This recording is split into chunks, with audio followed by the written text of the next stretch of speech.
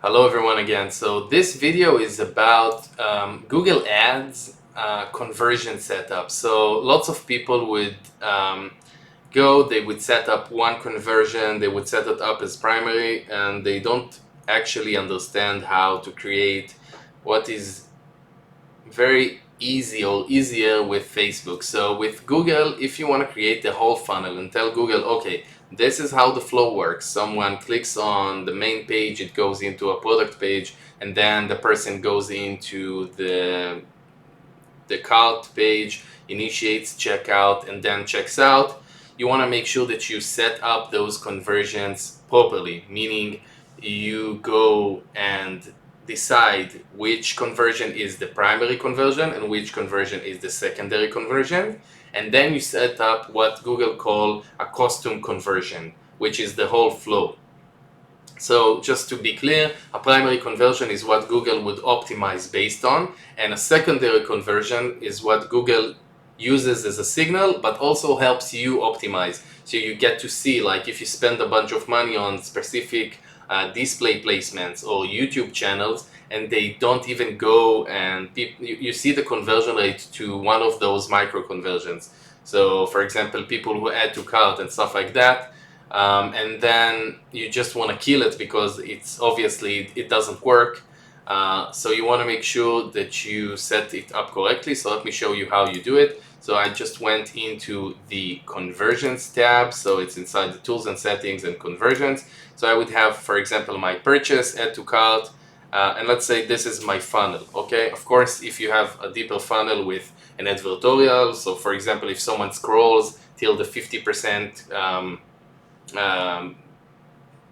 point in the page or spends a bunch of time in the page, you want to set it up as a micro conversion, and that would be usually the first micro conversion. The second one might be person who clicks out of that page and then chooses a product, adds it to cart and stuff like that. And that also works if you don't have an actual catalog or like a store full of SKUs, and this works with everything. So I've set up the purchase events, and let's see first of all how I set them up. So the first part would be the fact that I keep the engaged video conversion to 3 days. The view through conversion, I keep it at 1 day. Sometimes I even try and kill it completely. And then I would have the click-through conversion. If you have a longer sales cycle, maybe it's a high-ticket item, you want to increase that. If not, then you don't. You want to make sure that you choose that conversion, which is a purchase, as a primary conversion, and every other micro conversion that you might have, like begin checkout, add to cart, or something like that, you want to make sure that that goes into the secondary conversion that Google doesn't base any bidding optimization and stuff like that on. The other thing would be making sure that you're doing data driven, which is very smart. Google actually attributes a half of a conversion, a quarter, according to the time that the user saw the ad or click on the ad and then converted through Facebook, because you want to see the uplift. You want to see how actually those campaigns that you're doing inside Google affect your other, just like campaigns inside Google, I guess. So that's the setting that you want to have here. And then when it comes to custom conversions, you want to make sure that when you go into a campaign, a specific campaign, like for example, I'm going to choose this campaign, and then I'm going to go into the settings portion of it, and I'm going to go into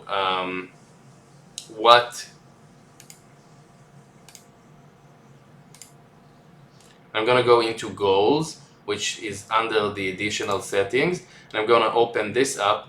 If you choose the second option, which is usually not the default if I'm not mistaken, use campaign specific goal settings, and you edit it, you can have the ability to create your own custom goal. Like this is, for example, a custom conversion that I've created, which is very simplified here, which is add to cart and then purchase, and then you're gonna see the whole thing. Okay, and another very important thing that you want to make sure that you remember is when you go into the campaigns back and you want to look at the results, you're going to see more conversions, and the cost per conversion isn't going to be what it really is. So when you go into segments, click on conversions and click on conversion action, and you're going to see people who add it to cart and purchases. Again, this doesn't mean that Google doesn't optimize based on the secondary conversion, which in this case is add to cart.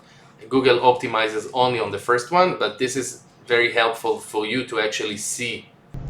So if you don't have that ability to create a conversion inside that page, what you want to do is go into the tools and settings page, conversions, and then on the lower part of the page you're gonna have custom conversions, and you're gonna be able to click on it and create that custom conversion that could include something a lot more diversified or complex than what I showed you in this basic example, which was add to cart to purchase.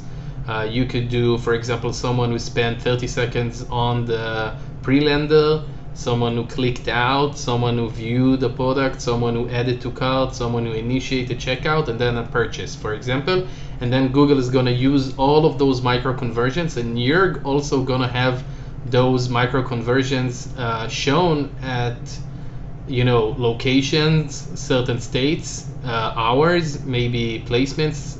If you're doing YouTube, then YouTube channels, and then you basically can optimize and decide, if you're seeing $100 spent on a specific YouTube channel and there was nothing, not even people who stayed 30 seconds inside the page, which should cost you the least amount of money because that's the beginning of that funnel, then you can just kill it.